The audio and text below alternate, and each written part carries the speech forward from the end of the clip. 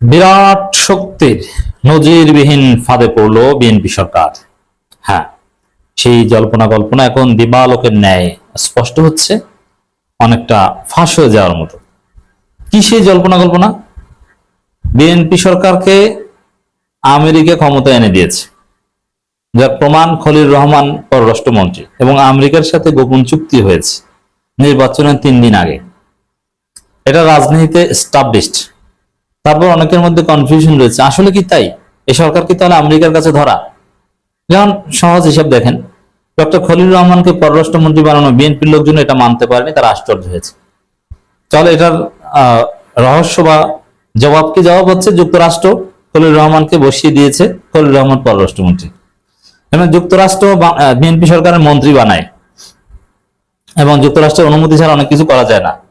এমন চুক্তি নির্বাচনের 3 দিন আগে করেছে। ওই চুক্তির মধ্য দিয়ে বিএনপিকে ক্ষমতায় আনার বন্দোবস্ত হয়েছে, যেই চুক্তিতে বিএনপি অনেকটা অসহায় এবং নিরুপায় যুক্তরাষ্ট্রের কাছে। হ্যাঁ, দেখেন সেই জল্পনা কল্পনা যে সত্য, তার সপক্ষে দলিল দেখেন। রাশিয়া থেকে জ্বালানি আমদানি করবে বাংলাদেশ, সেজন্য আমেরিকার কাছে, যুক্তরাষ্ট্রের কাছে অনুমতি চাওয়া হয়েছে, এটা বলেছেন আমাদের অর্থমন্ত্রী। খবরটা একটু দেখেন, খুব ভেরি ইন্টারেস্টিং খবর। রাশিয়ার সঙ্গে তেল ও তরলীকৃত প্রাকৃতিক গ্যাস আমদানি সহ সামগ্রিক জ্বালানি খাতে সহযোগিতা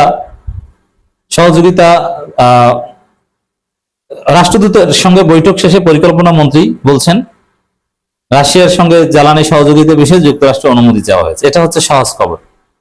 ডিটেইলস খবরে আমরা আসছি। জাস্ট এই সহজ খবর দিয়ে আপনি একটু বলেন, বাংলাদেশ এবং যুক্তরাষ্ট্র অনাপত্তির অপেক্ষায় আছে কেন? রাশিয়া থেকে বাংলাদেশ আনবে। বাংলাদেশ একটা স্বাধীন দেশ, রাশিয়া একটা স্বাধীন দেশ। রাশিয়া শুধু স্বাধীন দেশ না, পৃথিবীর অন্যতম প্রভাবশালী দেশ, জাতিসংঘের সিকিউরিটি কাউন্সিলের পার্মানেন্ট মেম্বার, P5 এর মধ্যে একটা দেশ। জাতিসংঘের যে কোনো সিদ্ধান্তকে রাশিয়া ভেটো দিয়ে আটকে দিতে পারে। তো সেই রাশিয়া থেকে তেল আনবে বাংলাদেশ, জ্বালানি আনবে, তাতে যুক্তরাষ্ট্রের অনাপত্তি লাগবে কেন? এটা খুবই দুঃখজনক। এখান থেকেই তো বোঝা যায় যে যুক্তরাষ্ট্রের কাছে ধরা। ওই যে গোপন চুক্তি, যে আমাদের অনুমতি ছাড়া কিচ্ছু করতে পারবে না তোমরা, তোমরা রাশিয়া থেকে কি আনবা আর কোন জায়গা থেকে কি আনবে এটা জানি না বাবা, আমাদের অনুমতি লাগবে। তাহলে ওই নির্বাচনের আগে 3 দিন আগে যে গোপন চুক্তি হয়েছিল সেখানে এই কথা ছিল, নইলে যুক্তরাষ্ট্রের অনুমতি পত্র লাগবে কেন? দেখেন, এখানে একটা ব্যাখ্যা দিয়ে নি, যারা একটু বেশি শিক্ষিত এরকম কেউ যদি আমার এই বক্তব্য শুনেন, তাহলে আপনারা মন্তব্য করবেন, রাশিয়ার তেল কেনার ক্ষেত্রে যুক্তরাষ্ট্রের স্যাংশন ছিল, যার ফলে তাদের অনাপত্তির বিষয়টা এখানে আছে। এটা কোনো গোপন চুক্তি বা যুক্তরাষ্ট্রের কাছে ধরা এরকম কিছু না। বা এইটার জবাবটা একটু দেই। প্রথম কথা হচ্ছে যে রাশিয়ার তেল কেনার উপর যুক্তরাষ্ট্রের স্যাংশন, এটা বাংলাদেশ মানতে বাধ্য হবে কেন? এটি তো একটা প্রশ্ন। বা এই স্যাংশনই তো একটা অবৈধ স্যাংশন। অনেক দেশ তো বলছে এই স্যাংশন অবৈধ। তোমার এমনকি জার্মানিও তেল কেনে রাশিয়া থেকে, এটা জানেন? ইউরোপের দেশ রাশিয়ার কাছ থেকে কেনে কম দামে, গোপনে কেনে। তারাই তো যুক্তরাষ্ট্রের হিসাব স্যাংশন মানে না। আর হিসাব স্যাংশন এগুলো ইউরোপ আমেরিকার ক্ষেত্রে অ্যাপ্লিকেবল, এটা বাংলাদেশের ক্ষেত্রে এইভাবে অ্যাপ্লিকেবল না।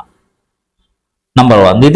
তাছাড়া হচ্ছে যে এইসব স্যাংশন, এটা ইন্টারিম ছিল এবং এটা উইথড্র করা হয়েছে, সেই স্যাংশন নাই। তা এখন এই স্যাংশনের কারণে আলাদা কোনো অনুমতি নেওয়া সেই প্রশ্ন এখন আর প্রাসঙ্গিক নেই। তারপরও অনাপত্তিপত্র কেন অনাপত্তিপত্র চাইতে হবে তাদের কাছে? তা ওই যে ধরা আসল জায়গায় চুক্তি হয়েছে, চীনের কাছ থেকে চীনের তেলের উপর তো, জ্বালানির উপর তো কোনো স্যাংশন নাই ইউএস এর, কিন্তু চীনের কাছ থেকে আনতে হলেও দেখবেন যে পরোক্ষ অনাপত্তিপত্র হলেও লাগবে। রাশিয়ারটা প্রকাশ্যে বলতে হচ্ছে। আপনি চিন্তা করেছেন, রাশিয়ার সঙ্গে তেল ও তরলীকৃত প্রাকৃতিক গ্যাস আমদানি সহ সামগ্রিক জ্বালানি খাতে সহযোগিতা বাড়ানোর সম্ভাবনা খতিয়ে দেখছে সরকার।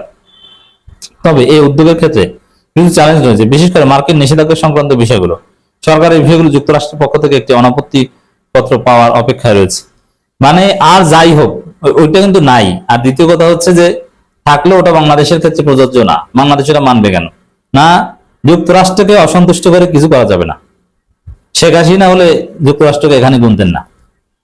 শেখ হাসিনা সরকার তাদের সরকার, বিএনপি আমরা বলতাম কি, যেটা ভারত চীন রাশিয়ার সরকার, সে রাশিয়ার কাছ থেকে ইচ্ছে মতো আনতো, কেউ ঠেকাতে পারতো না, কম দামে আনতো। বুঝছেন কোন জায়গায় ধরা? ঢাকায় রাশিয়া ফেডারেশনের রাষ্ট্রদূত আলেকজান্ডার গ্রিগোরচিভ খোজিনের সঙ্গে বৈঠক শেষে সাংবাদিকদের এসব কথা জানিয়েছেন অর্থ পরিকল্পনা মন্ত্রী আমির হোসেন মাহমুদ চৌধুরী। রাজধানীর শেরেবাংলা নগরে পরিকল্পনা মন্ত্রণালয়ের সভাকক্ষে বৈঠকটি অনুষ্ঠিত। দেখেন এখানে একটা মজার বিষয়, রাশিয়ার কাছ থেকে সহায়তা চাইতেই কিন্তু বিএনপি সরকার যায়নি। প্রথমে সব জায়গায় ব্যর্থ হয়ে গেছে। প্রথমে যুক্তরাষ্ট্রের কাছে সহায়তা চেয়েছে, যুক্তরাষ্ট্রে এখন সহায়তা দেওয়ার কোনো সামর্থ্য নাই। চীনের কাছে চেয়েছে, চীন বলছে যে নেবা তাহলে আমাদের দেবা কি। ভারতের কাছে গেছে, আরে ভারত নিজেরাই আছে বেকায়দা, ভারত আর কি দেবে, আর ভারত যা দিবে ওতে কিছুই হবে না। এরপরে গেছে রাশিয়ার কাছে, তাও আবার যুক্তরাষ্ট্রের অনুমতি লাগবে। তো বাংলাদেশ সরকার কোন ফাঁদে আছে, কোন এই যুক্তরাষ্ট্র এখন কিন্তু সুপার পাওয়ার, এই সুপার পাওয়ারের ফাঁদে যারা পড়ে এদের পরিণতি খুব ভয়াবহ হয়। এমনিতে চুক্তি থাকতে পারে, ইন্টারিম চুক্তি, আপনি আজকে মানলেন না কারণ, যেমন ভারত এরকম মহা কোনো শক্তি নেই। ভারতের অনেক কিছু কিন্তু বিএনপি নির্বাচনকালীন সময় ভারতের সাথে যেসব চুক্তি তারেক রহমান সরকার হয়েছে, এটা অঘোষিত চুক্তি, অনেক কিছুই কিন্তু বিএনপি এখন মানছে না, যার ফলে ভারত বিএনপি সরকারের প্রতি অলরেডি রাগ হওয়া শুরু করেছে। বিশেষ করে আওয়ামী লীগের লোকজনের উপর যে নির্যাতন, মামলা টামলা দেওয়া, গ্রেপ্তার করা, 7 মার্চের ভাষণ বাজানো, তাদেরকে ধরাটা, এইসব বিষয় ভারত ভালোভাবে দেখছে না। তার মানে ভারতের সাথে উল্টোপাল্টা করতে পারে বিএনপি সরকার, এবং অলরেডি ভারতের বিরুদ্ধে কিছু কথাও বলেছে তারেক রহমানের পররাষ্ট্র বিষয়ক উপদেষ্টা হুমায়ুন কবির, যে ভারতের সাথে সম্পর্কের চ্যালেঞ্জ আছে, ভারত উল্টোপাল্টা কাজ করে, নানান কিছু বলেছে। কিন্তু সুপার পাওয়ার যুক্তরাষ্ট্র নিয়ে তেমন কিছু বলার সক্ষমতা সরকারের নেই। তাদের কাছে ঠিকই ধরা, তাদের কাছে অসহায়, তাদের কাছে নিরুপায়, যার ফলে আমরা এটা দেখতে পাচ্ছি। রাশিয়ার জ্বালানি সহযোগিতা প্রসঙ্গে মন্ত্রী আরো বলেন, বাংলাদেশ তেল ও এলএনজি আমদানি সহ বৃহত্তর জ্বালানি খাতে রাশিয়ার সঙ্গে সহযোগিতা সম্প্রসারণের সম্ভাবনা অন্বেষণ করেছে। রাশিয়ার সঙ্গে বিশ্ব জ্বালানি বাজারে একটি শক্তিশালী অবস্থান ধারণ করে বাংলাদেশের সঙ্গে সহযোগিতা করার আগ্রহ দেখিয়েছে। হ্যাঁ, রাশিয়ার থেকে আনতে পারলে বাংলাদেশের লাভ, চীন থেকে আনাটা সবচেয়ে সহজ। কিন্তু না, ওই যে এই সরকার পরাশক্তির ফাঁদে পড়েছে, পরাশক্তির ফাঁদে পড়লে ওই দেশটা কিন্তু ওই পরাশক্তির ব্যাটেল গ্রাউন্ডে পরিণত হয়।